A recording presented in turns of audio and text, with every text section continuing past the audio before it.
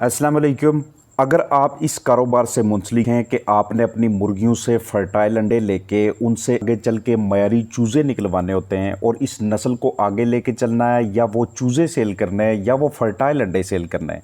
तो फर्टाइल अंडों की 100% फर्टिलिटी लेने के लिए, मयारी चूज़ों के बिल्कुल बेहतरीन किस्म के मयार को बरकरार रख के मार्केट बनाने के लिए, या फिर आगे उनकी नस्ल अपने पास रख के ही चलाने के लिए आपको सबसे ज़्यादा फोकस करना पड़ता है मेल के ऊपर, मुर्गों के ऊपर जो आपने मुर्गियों में छोड़े होते हैं। और उसमें सबसे ज़्यादा फोकस आपने उनकी लेग्स के ऊपर, उनकी टांगों और जोड़ों के ऊपर, और नीचे की जानब जो स्पर्स मौजूद होते हैं यानी कि जो खारें होती हैं उन पे करना है, क्योंकि इन्हीं के ज़रिए उन्होंने फ़ीमेल के साथ शिकंजा बनाना है। टांगों की अतराफ़ में लाइनें होती हैं, वहाँ पे उनका टेस्टोस्टेरोन लेवल होता है कि जिसकी वजह से अंदर स्पर्म की क्वांटिटी का पता चलता है कि इस मेल में कितनी ताकत मौजूद है अंदरूनी तौर पे।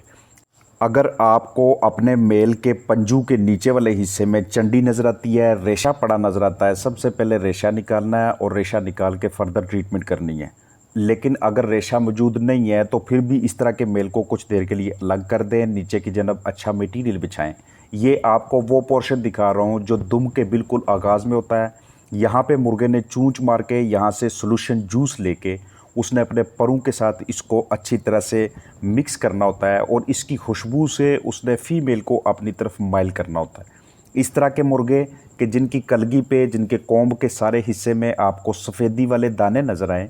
तो ये बाज़ात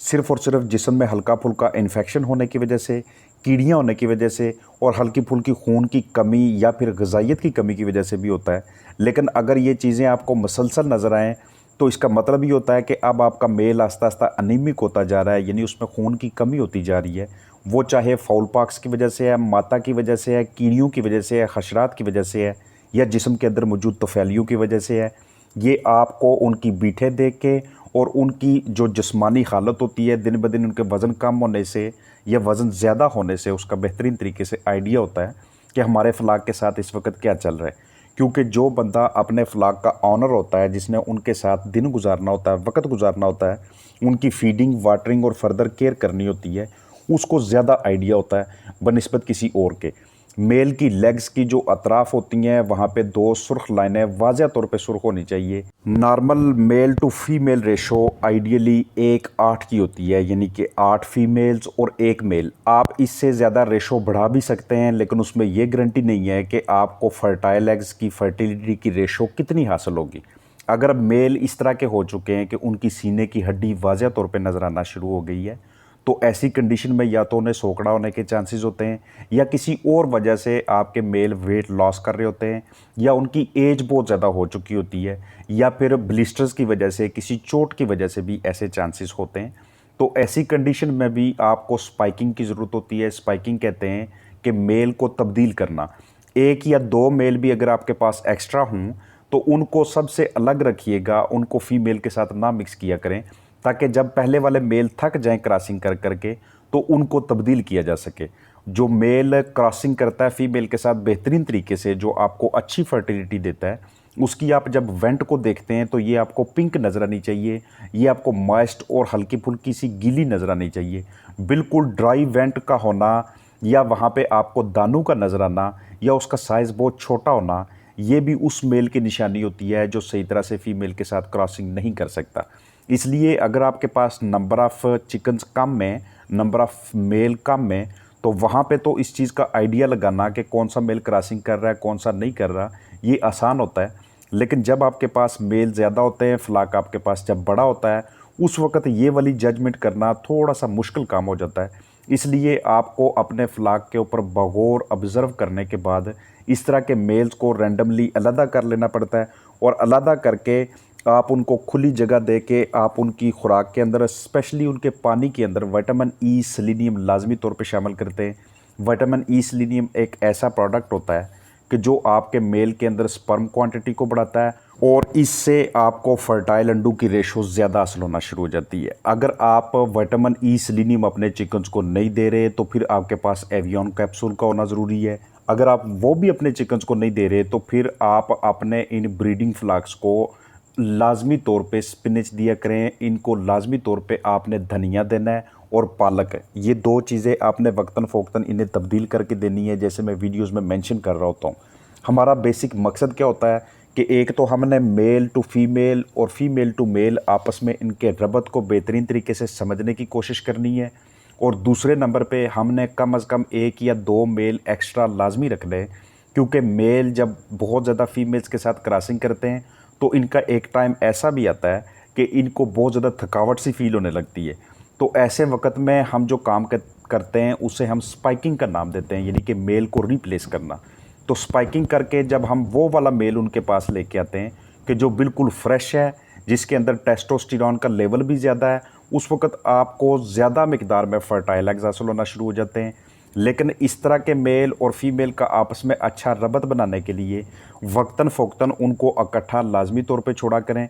लेकिन ज़्यादा देर के लिए मेल टू फीमेल की रेशो को आपने डिस्टर्ब नहीं करना, क्योंकि जितने मेल ज़्यादा होते जाते हैं उतना फीमेल की क्रॉसिंग ज़्यादा होती है, उतना वो उनको फीडिंग में डिस्टर्ब करते हैं और उतना फीमेल के जिस्म के ऊपर से पर भी गिरना शुरू हो जाते हैं। इसके अलावा मेल की चूंच के ऊपर ख़ास नज़र रखिएगा। बाज़ का तो उसकी ग्रोथ ज़्यादा होने की वजह से उसकी चूंच काफ़ी ज़्यादा नोकीली होना शुरू हो जाती है। तो एक वो वाली चूंच जो बहुत ज़्यादा नोकीली कॉम्ब हो, वो भी फीमेल के ऊपर सही तरह से ग्रिप नहीं बना पाती। उसके लिए हम नेल कटर का इस्तेमाल करके बिल्कुल जैसे अपने नेल्स को आगे से तराशते हैं, उसी तरह से उस मेल की बीक को, उसकी चूंच को आगे से बिल्कुल बेहतरीन अंदाज में हमने तराशना है, ताकि वो फीमेल के साथ क्रॉसिंग करते वक्त किसी किस्म की दुश्वारी में ना पड़े और फीमेल भी उसको रेडली एक्सेप्ट करे। क्योंकि एक मरतबा मुर्गा जब मुर्गी के साथ क्रॉसिंग की कोशिश करे, पहली ट्राई में भी फेल हो जाए, दूसरी तीसरी ट्राई में फेल होता जाए, ना तो उस मेल का उन फीमेल्स के पास जाने का दिल करता है और ना वो वाली फीमेल्स उस मेल को अच्छी तरह से एक्सेप्ट करती हैं। इसलिए उनकी टांगों को, जोड़ों को ख़ास तौर पे उन पे नज़र रखिएगा। अगर तो आपको उनके स्पर्स यानी कि उनकी जो खारें होती हैं वो आपको हल्की फुल्की डैमेज नज़र आती हैं, तो आपने उनके ऊपर को कपड़ा चढ़ाना या इस तरह की कोई ना कोई चीज़ वो बाज़ार से मिलती हैं कि जो आप उनके ऊपर लगा के उनकी क्रॉसिंग को बेहतरीन बनाते हैं। अगर आपको किसी भी टाइम पे फर्टाइल अंडे हासिल करने में दुश्वारी का सामना हो, यानी कि आप अंडे इंक्यूबेटर में लगाते हैं, उनमें से 20 अंडे आपने लगाए, उसमें से 10 चूज़े निकलते हैं या 8 चूज़े या 12 चूज़े, तो ये बहुत कम रेशो होती है। इस रेशो को बढ़ाने का एक दूसरा तरीकाकार ये भी होता है कि आप उस एडल्ट फ्लाक को, मेल फीमेल को एक्स्ट्रा लाइट दे के, जो ख़ास तौर पे मॉर्निंग टाइम होता है उस वक्त आप उनके सामने फीड ना रखें, सिर्फ पानी मौजूद हो और मेल फीमेल की क्रॉसिंग मॉर्निंग टाइम पे और इवनिंग टाइम पे या रात को 10 मिनट के लिए, 15 मिनट के लिए लाइट ऑन करके उनका जोड़ा बना के रख लें। वहाँ पे भी उनकी आपसी क्रॉसिंग बेहतरीन तरीके से होती है।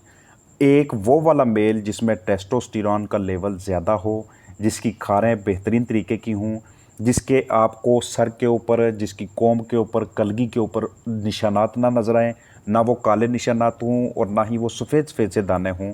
अब उनसे आगे चल के उनकी क्रॉसिंग से जो आपको एग्स हासिल होने हैं, उनकी जो फर्टिलिटी होनी है, उनसे आपको इस तरह के मायारी किस्म के चिक्स हासिल होने हैं कि जिन्हें आप डे 1 पे क्वालिटी चिक्स का नाम दे सकते हैं। इसीलिए जब आप बाज़ार से आगे पीछे से किसी ब्रोकर के ज़रिए या किसी अननोन सोर्स से चूज़ा ले रहे होते हैं, तो आपको ये इल्म नहीं होता कि इसके ब्रीडर की क्या कंडीशन थी, इनके मेल्स की क्या कंडीशन थी जिनसे ये हमारे पास फर्टाइल एग्स आ रहे हैं, या फिर हमने जिनसे ये चूज़ा हासिल करना है इसकी पीछे हिस्ट्री क्या थी। तो मैं आपके साथ शेयर करता रहता हूँ कि जब भी आपकी ये कोशिश हो कि आपका फ्लाक ज़्यादा सफ़र ना करे, उसे ज़्यादा डिजीज़ ना घेरें, तो उसके लिए आपको क्वालिटी चिक्स का लेना, फर्टाइल एग्स मयारी लेना और वो वाले एग्स जिनका वेट भी पूरा हो, ये ज़रूरी स्टेप्स होते हैं। क्योंकि इस तरह के जो एग्स होते हैं और इस तरह के जो चिक्स होते हैं, ये आगे चल के बेहतरीन किस्म के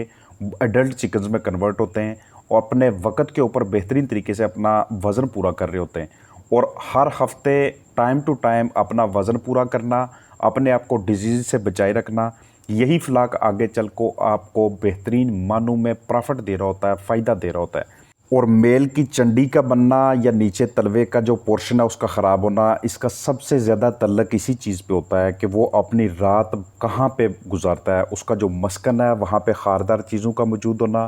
तारों का मौजूद होना, नीचे की जानब लिटर मटीरियल का ठीक मौजूद ना होना और बहुत ज़्यादा ह्यूमिडिटी का सामना करना, इस तरह के जो मसाइल होते हैं, या फिर वक्तन फ़ौक्तन हम अपने चिकन्स का इंस्पेक्शन ना करें, उनकी टांगों को, उनके तलवों को बगौर ना देखें, तो तब आगे चल के हमें प्रॉब्लम्स आ रही होती हैं। तो ये वो छोटे छोटे से अनासर हैं कि जिनका हमने ख़ास ध्यान रख के एक अच्छी चिक्स की क्वालिटी प्रोड्यूस करनी होती है। मार्केट में भी सेल करना हो तो उसमें अपना नाम पैदा करना होता है। मुझे पूरी उम्मीद है कि ये वीडियो अगर आपकी समझ में आ जाती है तो आप अपने चिकन से प्रॉफिट के लिहाज से, मिल्क की केयर के लिहाज से और मयारी चिक्स लेने के वाले से कामयाब रहेंगे। अपना ख्याल रखिएगा। अस्सलामु अलैकुम वरहमतुल्लाहि वबरकातुहू।